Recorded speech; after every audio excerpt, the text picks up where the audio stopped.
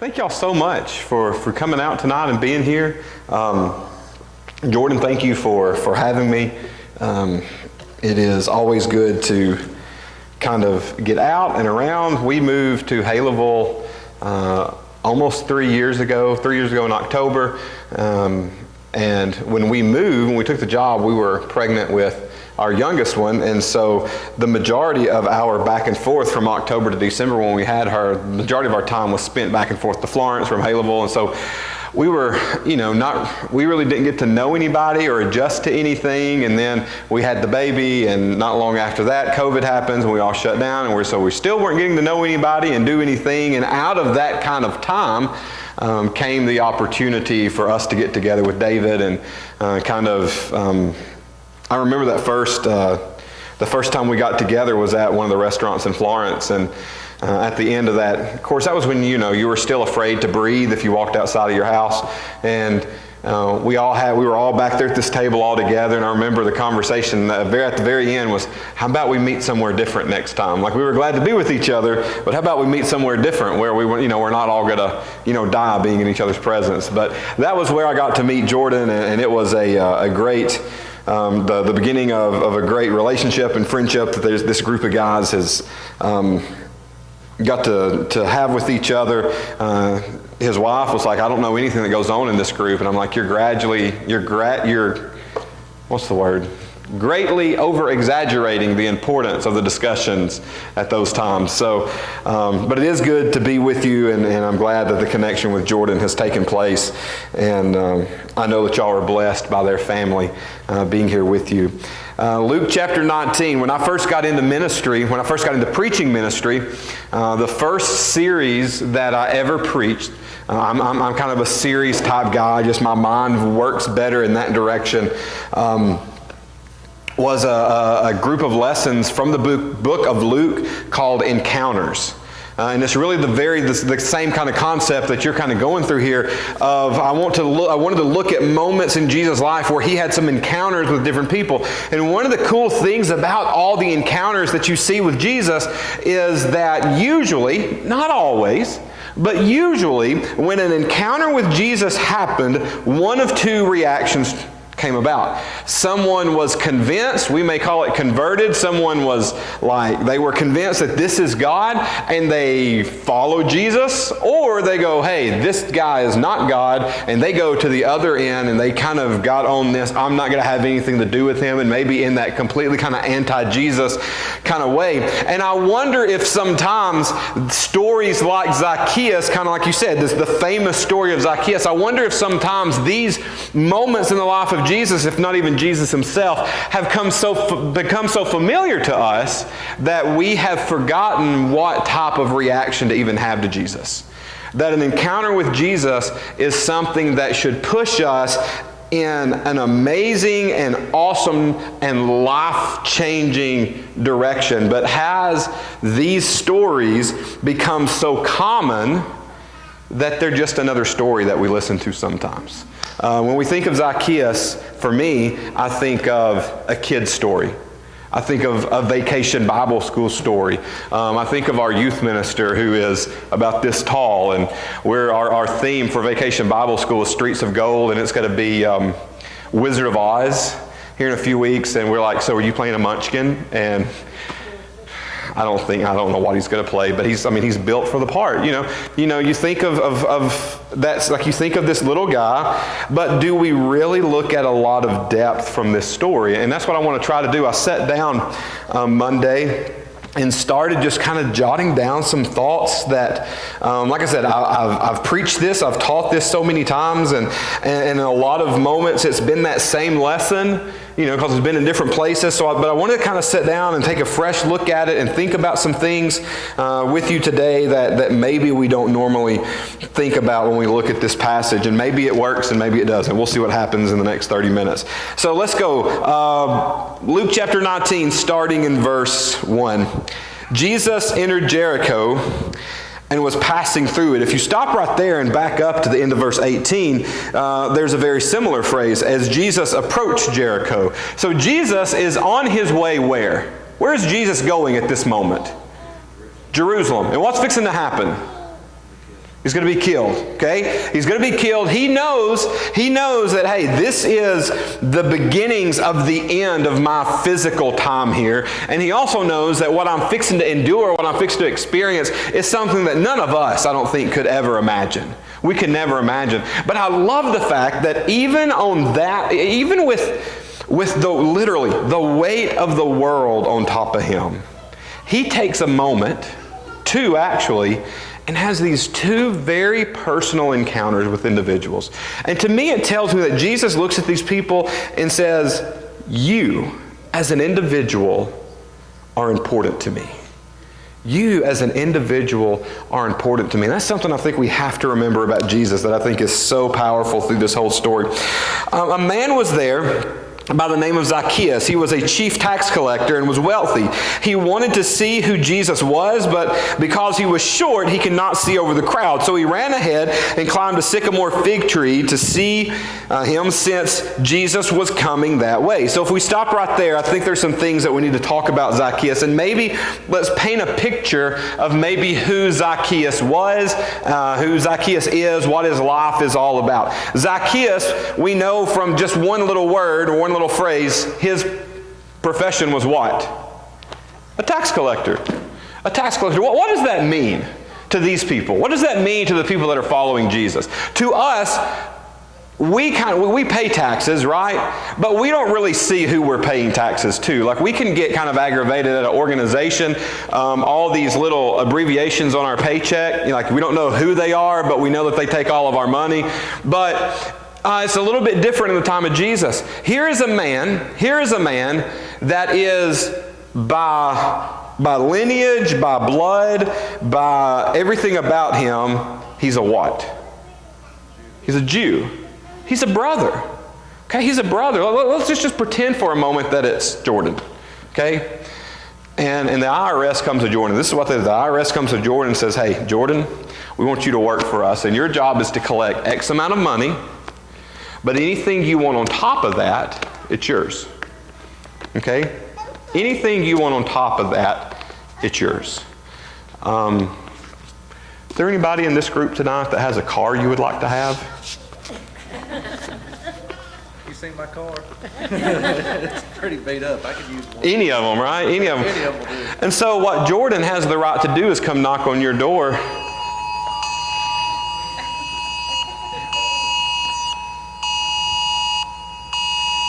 All right, we all good? Okay. What Jordan has the right to do is come knock on your door and say, hey, your taxes are due, but I like your car too. I'm taking it. How would you feel about Jordan? Like, you wouldn't like him. You wouldn't like him. Why not?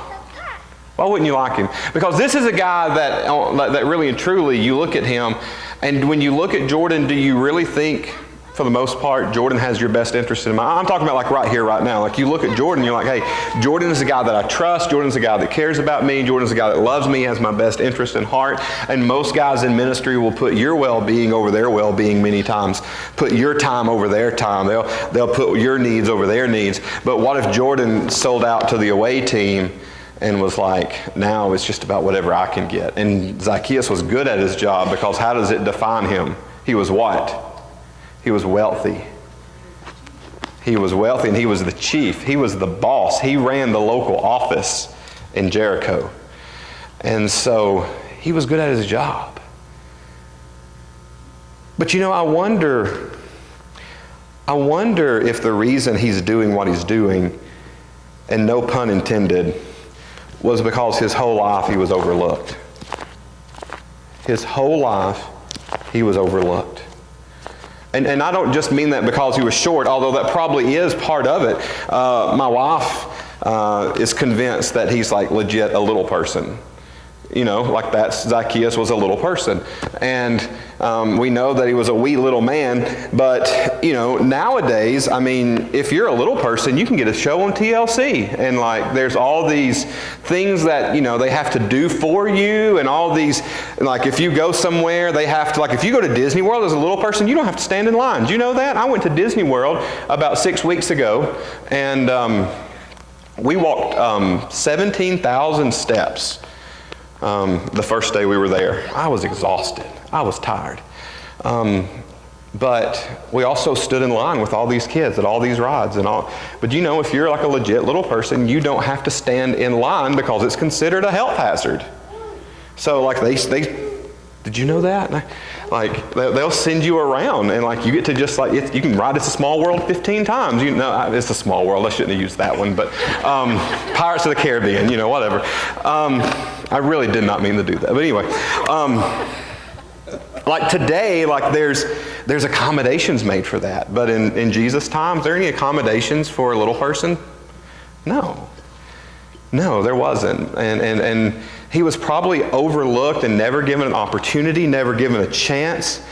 And so he was looking for somewhere to belong. He was looking for someone to care about him, to think that he was worth something. And so when the Roman government shows up and says, hey, we're going to give you a job, and this is the benefits of it, and this is what you could gain from it, I'm sure he jumped on it and was like, hey, here's something I can do well, and someone will appreciate me, and they'll care about me. And not only that, it opens up the door to another group of people like him. They're doing the same thing. They're hated. They're all hated, I'm sure. But it was a place that he could belong. And so he got in it, and he lived it, and he got good at it. But it's interesting to me that even despite all of that, there was still something about him that when he heard about Jesus, it piqued. He's still living his life and he's doing whatever he's wanting to do over here. But something about Jesus still piqued his interest. Now, I want you to hold on to that idea and that concept of where he is, overlooked, all these different things, because we're going to circle back to that kind of at the end of our conversation here, because I think there's a connection that we need to make. So, we keep going, okay? We keep going. And, well, actually, no, let's not keep going. Let's talk about this. If we're talking about this idea of being overlooked, I think another issue that we face that we can kind of think about here is that in the eyes of maybe the world, maybe even in our walk with God, we've got to be careful with this idea to think we never measure up. To think we never measure up. Again, playing off of the little people thing here with Zacchaeus. But how many of us are guilty of, in our walks, looking at other people and go, man, I'll never be that good as a Christian. I'll never be that good. We've got some really good friends, and I remember Blair asking me this. We've got some really good friends in Arkansas where we worked for a little while, and they were just, both of these guys were just great Bible scholars, just great Bible guys and great Bible teachers. And she asked me one time, she goes,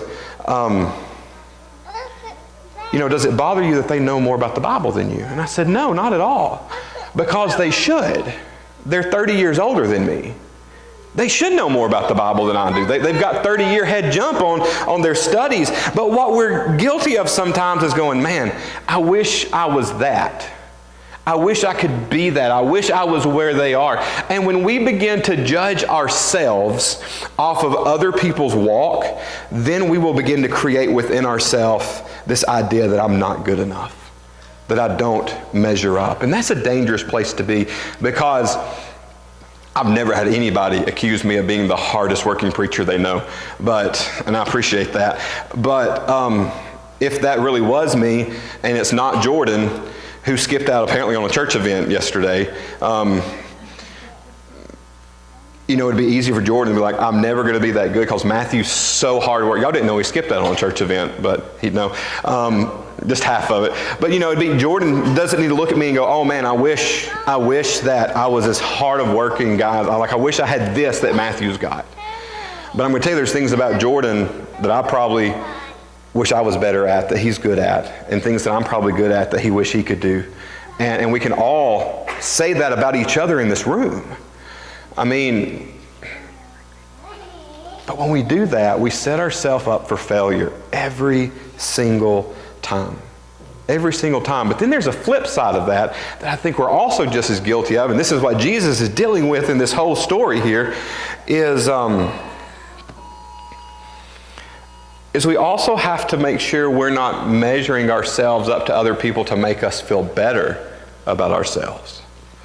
about looking at someone and going, hey, you know what? You've got a chocolate chip cookie addiction. I don't. And I'm better than you for it. Your sin is public, my sin is private, but since no one knows about my sin, I'm better than you. And we can't be judgmental about that. You know, as churches and as Christians, I think we're really guilty of, maybe we're not as guilty as people think, but people perceive us as being that way, don't they? But if we create this environment of judgment and of measuring ourselves against this standard and that standard, not really the Jesus standard and where we are just with Him, then we're always going to set ourselves up to fail. And when we begin to fail in our walk with God, we're then going to find ourselves in a place where we're looking for somewhere to belong, and we begin to conform to the things of the world, like Zacchaeus does, and then we find ourselves in a place where we never thought we would be. Luke 15 refers to it as the pig pen. There are so many kind of connections between, to me, Luke 15 is a story that Jesus tells. Zacchaeus is living the story of the prodigal son. I mean, he's living it. He is the living, breathing, like, this is the story lived out in front of everybody. He had been a Jew. He's in the pig pen right now. And in this story, he comes home and you see that excitement. And there's so many parallels. But we got to make sure we're measuring ourselves by the right standard. Okay, let's keep going, see what else we can get into here. When Jesus reached the spot, he looked up and said to him, Zacchaeus, come down immediately. I must stay at your house today. Now, when we sing the song, Zacchaeus was a wee little man, how do we usually get to that part where Jesus gets to the tree? How do we say it? We say it very, Zacchaeus, you come down from there, for I'm going to your house today. But what we say, almost like the wicked witch, you know. But if someone came to you and they were like, hey, get out of that, we're going to your house. How many of you would be like, all right, come on. You know, I get the idea that this interaction, Jesus notices him, and there's probably a big ruckus and a big commotion going on, and maybe just out of the corner of Jesus' eye, he sees this tree rattling, and everybody's focused on Jesus, but Jesus is focused on all the stuff that's going on around him, and he's like, hey, you, come on down, like, get out of the tree. Like, come on, dude, get out of the tree. Let's just go to your house. Just go to, obviously you want to see me, obviously you want to talk to me, obviously you're curious. Let's just go to the house and talk about it and get out of this mess. And I love, so he came down at once and welcomed him gladly. All the people saw this and began to mutter, he has gone to be the guest of a sinner. And I love that statement about Jesus. It's a couple of times in Scripture, but it is to them one of the greatest criticisms of Jesus when it's really the greatest attribute of Jesus. Jesus spent time with who? Sinners. He spent time with people who needed him. I think that's another way we could put it. He spent time with people who needed him. But Zacchaeus stood up and said to the Lord, look, Lord, here and now I give half of my possessions to the poor, and if I have cheated anyone out of anything, I will pay back 4 times the amount. Jesus said to him, today salvation has come to your house, because this man too is a son of Abraham, for the Son of Man came to seek and save that which was lost. So what do we learn from kind of the back end of this story here? Well, one thing is, again, we have to be careful with our view of other people. We have to be careful with our view of other people. So Sunday morning, we're working through, in my Sunday morning class, we're working through the Sermon on the Mount. We're talking about this do not judge passage. Do not judge. What does the end of that say? Do not judge, or you too will be judged. That's become a real, to me, an easy get out of jail free card with the world and even with Christians. Let me live my life, because you're not allowed to what? Judge me. The Greek word for judge there, and you see this in this story, the Greek word for judge there translates 3 different ways. I think, I judge, or I decide. Now, what's the most interesting word of those 3 definitions? Anybody? It's the word I. I think, I judge, I decide. And so what Jesus is saying in that passage right there is he's saying, you don't decide whether or not what everybody's doing is right or wrong. Who gets to decide that? Jesus. Jesus is saying, this is my job, this is my role. You think this, but you need to keep it to yourself. You may judge, but hey, that's none of your business. You may have decided that this is right and this is wrong, but really you got to make sure that it's what I want, what I need, and what I have said. And so as you read through the passage, if you read through the passage, you could say that it contradicts each other, because we always focus on the idea of, he says, why are you going to worry about the speck in your brother's eye when you have the piece of dust or the plank in your own eye? We kind of focus back on removing the plank, but nowhere in the passage does he say that it's wrong to remove the speck of dust. He just says, first you need to self-evaluate, and then go in there and help your brother. It's not about judging, it's about helping. And so we have to make sure that when we live this life as a child of God, that we don't end up like the people that surround Jesus and I can imagine when Zacchaeus comes out of the tree, I can just imagine people circling around going, he's fixing to get what he deserves. Zacchaeus, he's coming down from that tree, and I bet people were amped up like, hey, it's Zacchaeus. Jesus has called Zacchaeus out of the tree. You know what's fixing to happen now. Why do you think Jesus wanted to go to his house? He wanted to remove them from that situation. And all they can do is just mutter under their breath, Jesus just runs around with sinners. Just runs around with sinners. That's judgment. I think, I judge, I decide. But instead we walk in a way that says, hey, there may come times that I've got to come to Jordan and say, hey, Jordan, I see that you're struggling with this spiritually here. And I want to be here to minister to you. But in the process, I also have to what? I have to self-examine myself so that I don't come into this situation with Jordan and do more damage than help. And that's why Zacchaeus, I think, was where he was, because people had probably tried to come along, through the beginning process and tried to help him, tried to encourage him, tried to get him back where he needed to be, but maybe it was done in a way that ended up doing more harm than good. And so as a church, as Christians, we have to be a place where sinners feel welcomed. Where sinners feel welcome. Where sinners feel comfortable. Now, I'm going to be honest with you. I have a problem with the statement of we're all sinners. I really struggle with that. And the reason I struggle with that is because that statement tells me that I'm defined by sin. I don't define myself as a sinner. I define myself as a Christian. Now, some people are going to argue with me biblically that even Paul says I'm the chief of all sinners and this and that, and I understand that, but I'm not trying to get into a deep theological debate. I think that we have to understand who and what defines us, and as a Christian, sin does not define me. Do I sin? Yes. Am I a sinner who is defined by the sin in my life? No. I'm a child of God who is first and foremost defined by Jesus. And along the way, I'm going to have struggles. But I'm never going to be, I don't plan on ever being defined by those sins in my life. But we also have to remember that everybody that comes in our doors, they're not defined as Christian. They're not defined as Jesus followers. They are defined as sinners.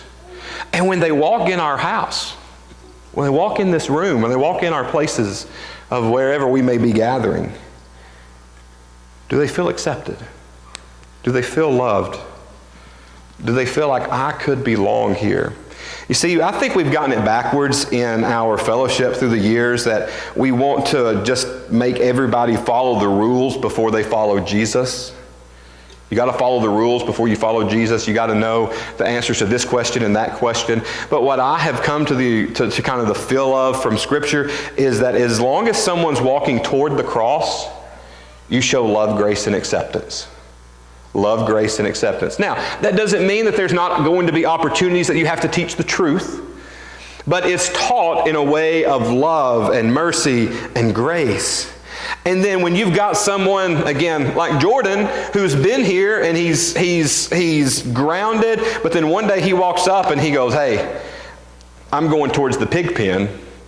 then you deal with that situation different. Maybe there's more doctrine, if you will. There's more like, hey, dude, I'm going to grab you and shake you and try to get your attention. You know, Jesus says, hey, there's some ways that you deal that if they're truly living in like, you go privately and deal with them. Then if they don't listen to you, you go grab some other people and take them with. And eventually you may have to bring them in front of the whole church. There may have to be some discipline in the process. But that only comes to someone who has been here, who has grown, who is mature. But we sometimes want to flip the script. And we want to place all of that on this young, maybe not even Christian, or this young Christian who's still trying to find their way to the cross. And when they're trying to find their way to the cross, I think we have to show that teaching in such a loving and merciful way. You know, another word that we use that I think gets us in trouble sometimes, and I think Zacchaeus would have been in this place, is the word struggle. The word struggle. Sometimes we interchange that word with sin. Or we use it like, man, I'm really struggling with this sin. I'm really struggling with this sin. You know what I think is great about that word? As long as I'm struggling with it, it means I haven't given in to it. As long as I'm struggling with it, it means I'm not enslaved to it. There's a difference in struggling with something and being enslaved to something. That word enslaved is one of those church words that we read about, but just take that word out and use the word controlled. That sin controls you.